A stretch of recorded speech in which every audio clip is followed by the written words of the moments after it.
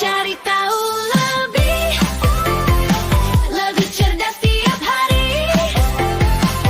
Putar headset kamu hanya di Elvan AI Academy. Assalamualaikum warahmatullahi wabarakatuh. Halo teman-teman, selamat datang kembali di podcast Bincang Neuron. Di sini kita hari ini kedatangan tamu yang sangat spesial, yaitu dia adalah seorang pemerhati lingkungan yang juga seorang peneliti yang udah fokus di bidang lingkungan selama beberapa tahun. Hai guys, Kenalin namanya adalah Abdullah Revo. Gimana Bang Revo, perjalanan ke sini barusan lancar, aman? Sempat macet sih. Macet ya? Iya, karena ada pembangunan juga kan. Oh iya benar. Iya, di tol Cimahi. Oh iya benar. Emang lagi. Ini di Bogor Kota kan? Ya Bogor Kota. Iya. Bener banget. Nah, alhamdulillah ya. Tadi juga nyampe sini tepat waktu Bang Revo, sesuai dengan profesinya sebagai seorang peneliti. Nah, by the way, macet di barusan ya? Macet Barusan ya? Oh iya. Ngomong-ngomong tentang lingkungan nih, profesinya Bang Revo ini kan sudah beberapa tahun digeluti ya sebagai seorang peneliti. Kalau boleh tahu, pernah meneliti di mana aja? Saya pernah meneliti pernah ke Brazil. Oh Brazil pernah, Iya. wow. Hutan Amazon yang begitu populer tau kan? Iya, itu dia. Itu kalau boleh tahu meneliti apa itu sana? Di sana saya meneliti hewan-hewannya sih, ekosistem di sana masih gitu. ternyata masih baik. Kayak ikan piranha gitu? Iya, masih ada. Masih ada? Jujur Oh, masih ada. Bagus. Masih ada. Karena memang mungkin jauh dari keramaian orang-orang mungkin ya. Karena kan terus juga dari pihak negaranya mungkin Kementerian Kehutanannya menegaskan tidak boleh ada yang menebang pohon sembarangan. Oh gitu, itu sangat berpengaruh ya berarti ya? Itu berpengaruh. Jadi peran pemerintah dalam ekosistem tuh sangat berpengaruh berarti ya? Iya betul. Iya, keren banget ya. Nah, kita balik nih dari Brazil ke Indonesia nih. Iya. Kan kita tahu nih, ternyata Indonesia tuh nggak kalah indah gitu kan Indahnya, alamnya betul, daripada Brazil gitu kan. Kita punya alam yang sangat-sangat luas, kayak mungkin mulai dari lautnya deh, kita punya Raja Ampat, kita punya Bunaken segala macam, dan juga sampai ke hutan-hutannya, sampai ke gunungnya pun kita punya banyak banget gunung-gunung berapi yang aktif. Betul. Ya, dan itu indah-indah banget gitu kan. Nah, dari sekian banyak bentangan alam yang sudah ada di Indonesia itu, ada gak beberapa tempat yang sudah diteliti sama Bang Revo sebelumnya? Saya pernah ke hutan Kalimantan. Hutan Kalimantan? Iya. Itu saya meneliti lagi-lagi tentang kebersihannya juga pasti. Kebersihan juga ya? Jadi pernah ke Kalimantan juga ya? Iya betul Mas. Itu di Kalimantan meneliti apa waktu itu ya? Waktu itu saya meneliti hewan-hewan buas yang terancam punah. Iya. Berapa lama tuh kalau boleh tahu? Saya meneliti di sana kurang lebih sebulan 4 hari lah. Sebulan 4 hari di dalam hutan? Iya betul. Iya nggak dalam hutan, pasti bolak-balik ke apa perkampungan warga lah ya? Iya, perkemahan kita pergi. Oh ada kemahnya? Kita kemah. Wow keren. 1 bulan Itu 4 benar-benar hari. ya. Saya juga bergabung dengan tim SAR juga ya, karena yang punya wilayah yang mungkin yang punya istilahnya yang pernah masuk ke dalam sana gitu. Takutnya tim saya ada apa-apa gitu kan. Iya. Jadi gitu. Itu kalau kayak gitu ada ini gak kayak mungkin guide-nya dari suku asli Asmat sana atau gimana, suku asli sana? Oh, kalau itu saya kurang mendalami ya. Mendalami ya? Kurang. Oh iya. Saya cuman ya meneliti tentang alam lah.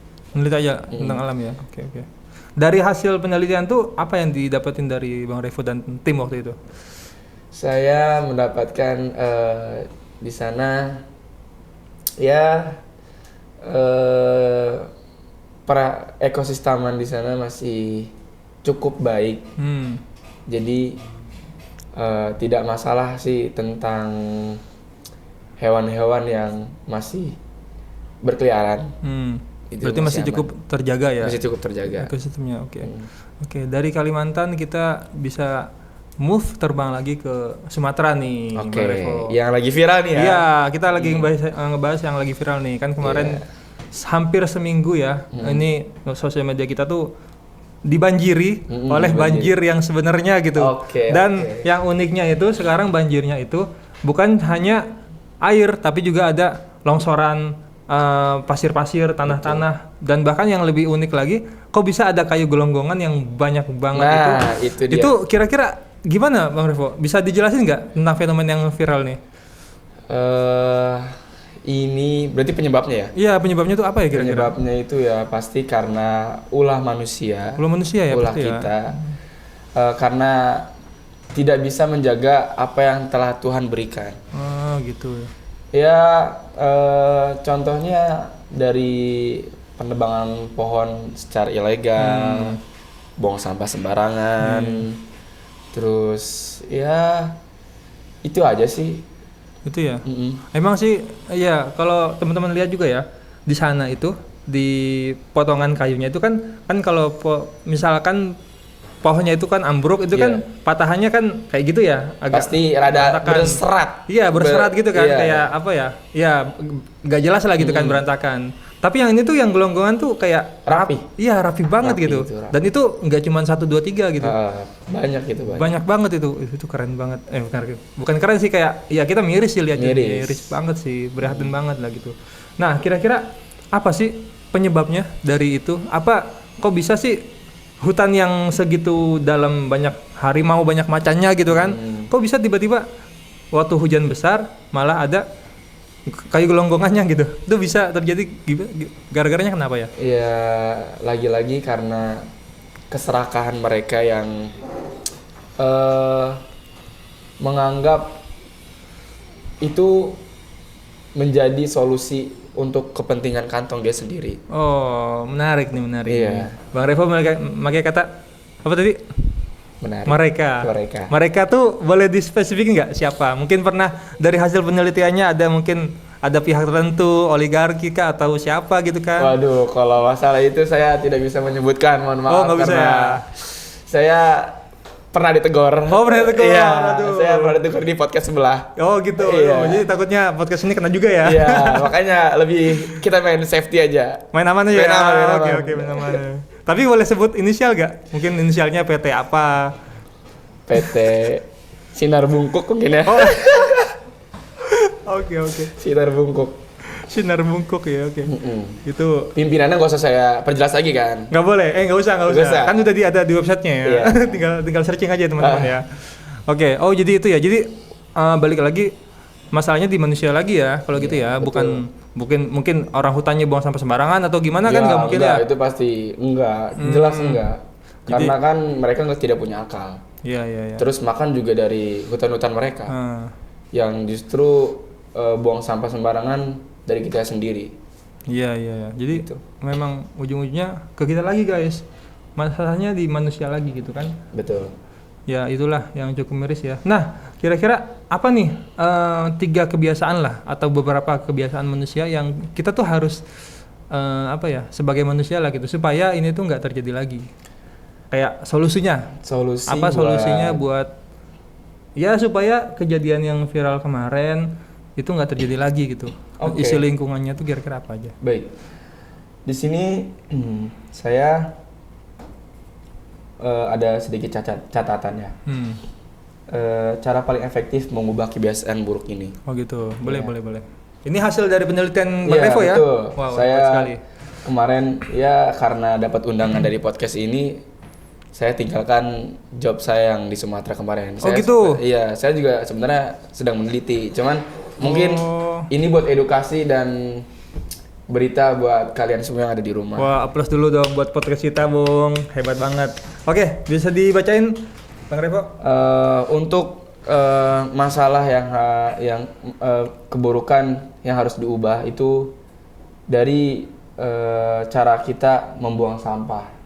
Itu sangat berpengaruh sekali kepada ekosistem yang ada di bawah laut, teman-teman. Oh gitu ya. Gimana tuh cara yang benar tuh kayak gimana buang sampahnya? Jadi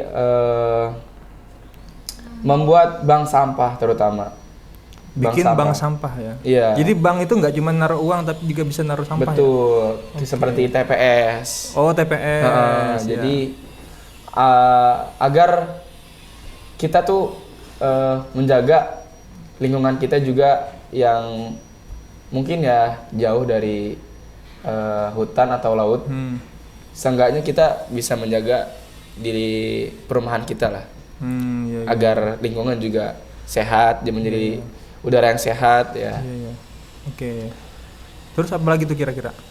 Kemudian dari segi pendidikan sejak dini, materi tentang kebersihan lingkungan, pengelolaan sampah 3R, Iya.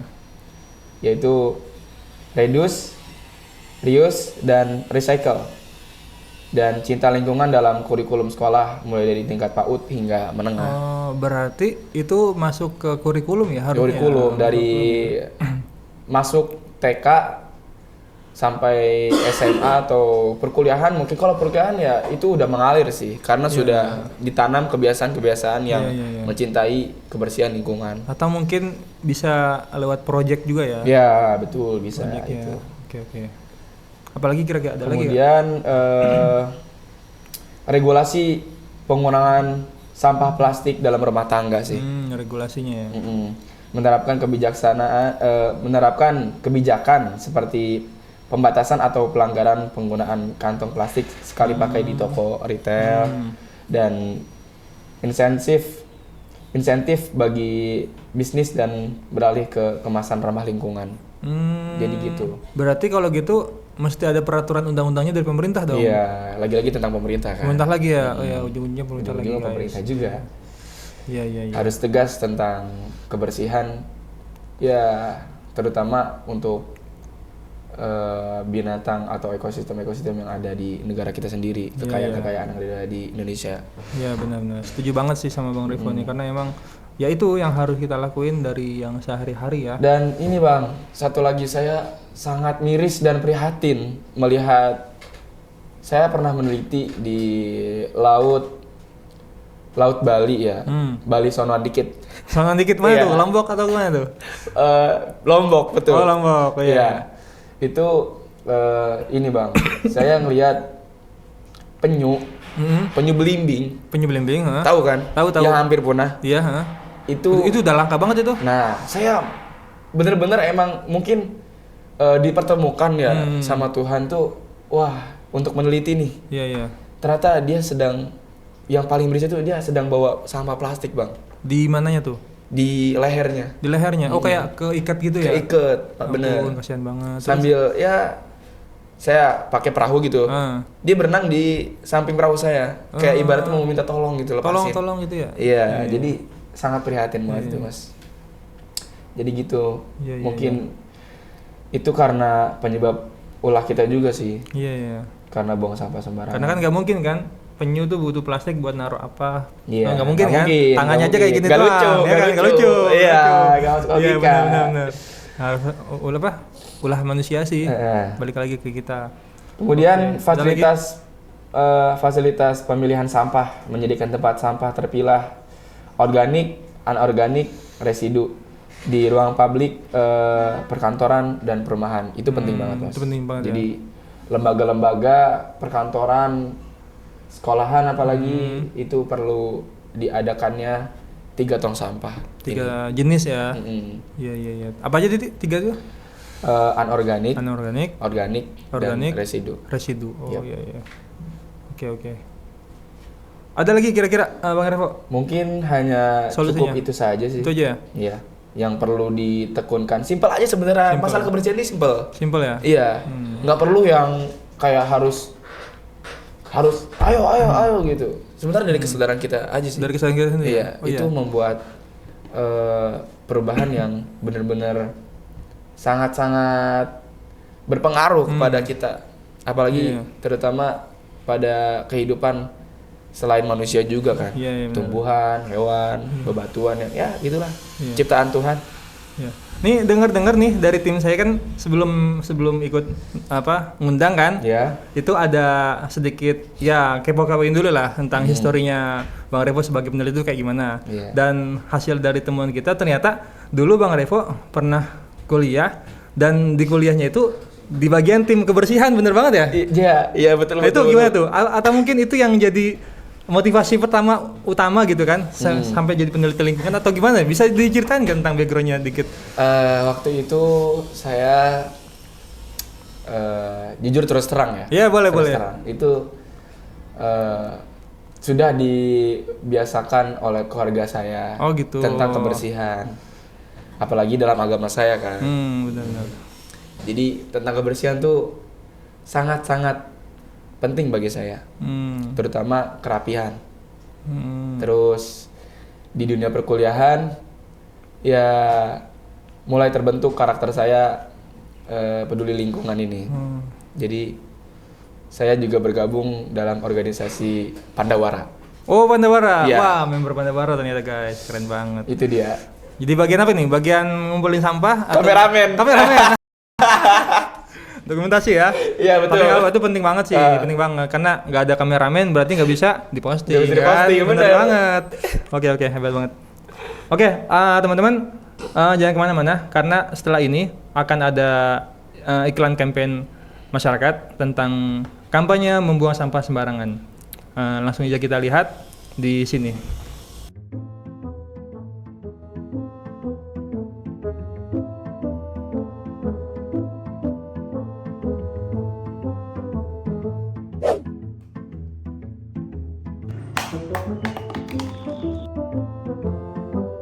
Hei kau, aku di bawah sini.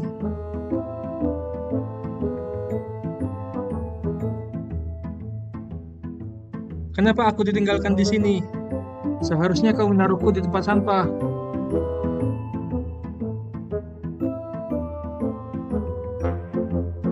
Buang-buang waktu saja. Baiklah kalau itu mau. Sepertinya kau memang harus diberi pelajaran. Ayo semuanya, kita beri manusia ini pelajaran. Ayo, serang dia. Ayo ke sana, ayo. Ayo semuanya, ayo, serang dia. Ayo, serang dia. Maju.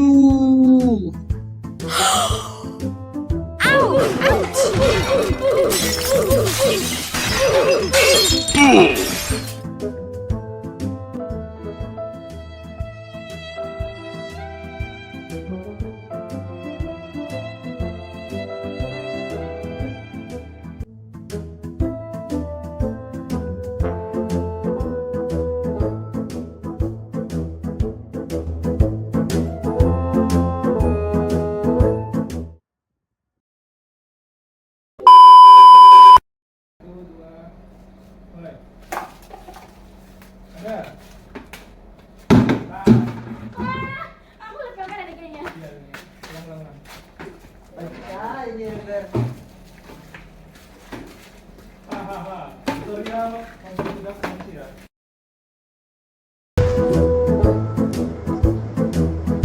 Ada kamu. Halo. Oke teman-teman, gimana barusan iklannya? Seru ya? Sekarang kita masuk ke segmen terakhir, yang mana segmen ini adalah segmen penutup yang akan ditutup oleh Bang Revo sebagai seorang peneliti lingkungan.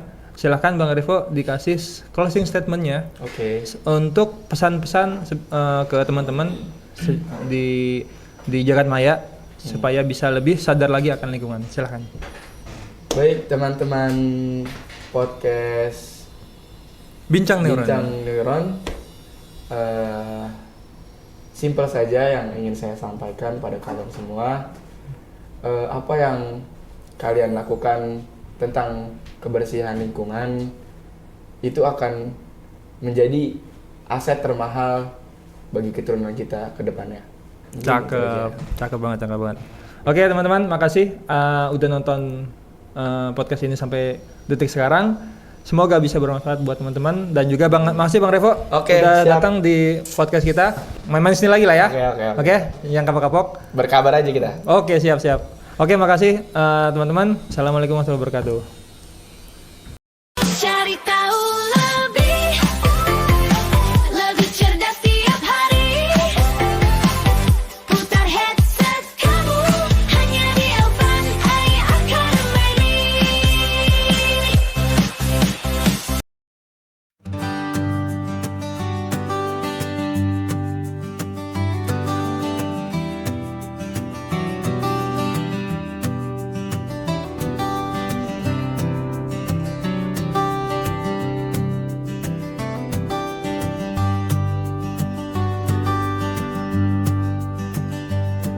Langkah kecil menapaki mimpi, di tempat cahaya ilmu berseri. Elvana Academy, sekolah adab yang membimbing hati. Belajar teknologi, tumbuh kreativitas diri, AI dan vokasi, membentuk masa depan negeri. Adab kuat jadi pondasi, karakter mulia tumbuh di sini. Kita berkarya tanpa henti, menari bersama mimpi. Inilah Elvana Academy.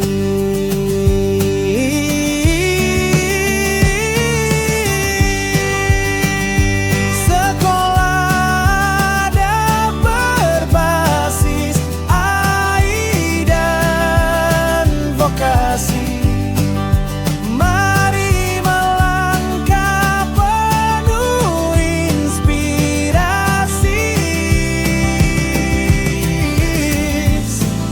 Bersinar bersama